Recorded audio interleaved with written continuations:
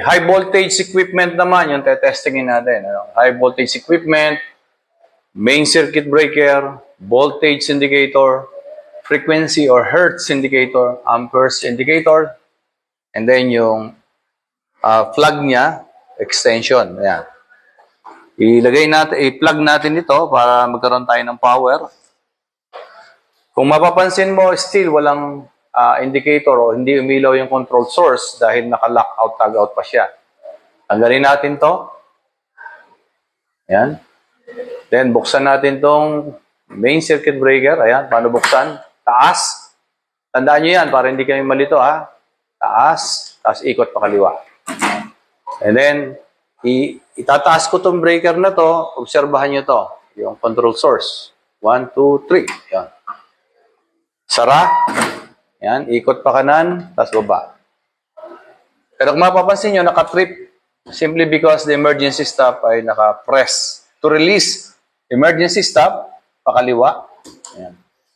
To engage, pindot. Ayan. So, pag naka-engage yan, naka-trip, hindi gagana yung system. Hindi mo mapapatakbo. So, what you need to do, kung tetestingin natin, we have to release the emergency stop. Again, pakaliwa. So, tetestingin natin yung generator. I-start natin kung iilaw yung generator indicator na tumatakbo. So, start. Yan. Yan. O, voltahe, frequency. Naka-open breaker, ibig sabihin, hindi pa naka-close yung breaker, kaya wala pa tayong amperahe, hindi pa nilo-load.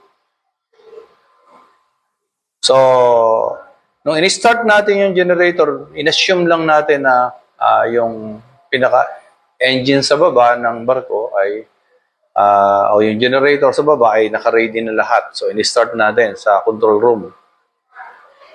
Ngayon, i-close natin yung breaker. Kailangan ito ay umilaw, mawala ito. So, close breaker. Yan. So, yun. So, pwede mo na lagyan ng load. So, pero dito kasi wala tayong load na mailalagay. Kaya hindi tataas to. And ang sinimulate lang natin paano siya magpaandar. So, let's say, kailangan nating mag-maintenance ng generator na ito, yung equipment na to. O kailangan natin pull out yung breaker. Ayan, sa baba.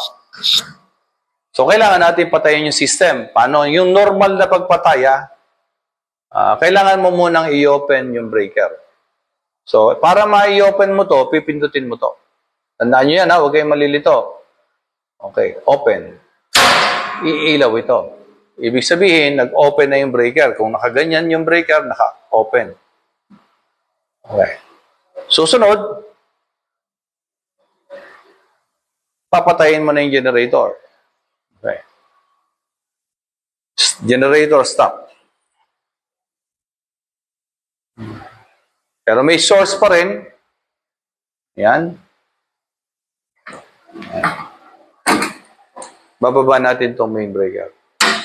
Yan. So, nawalan na. Pero para sigurado, i-press natin yung emergency stop. Sara natin to. Lagyan mo ng lockout, tag out.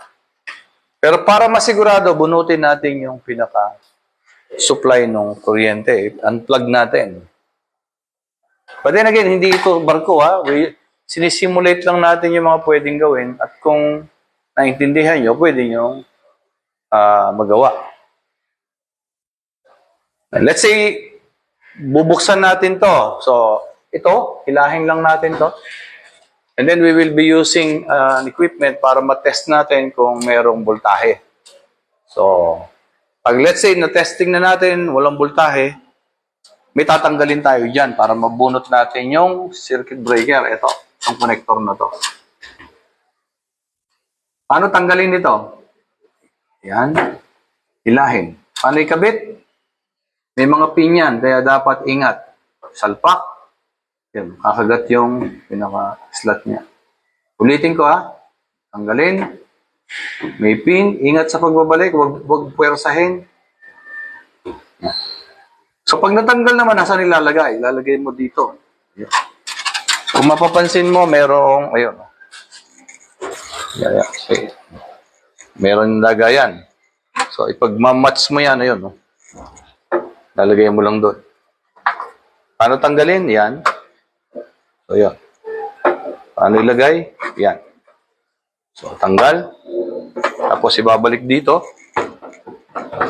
Yan.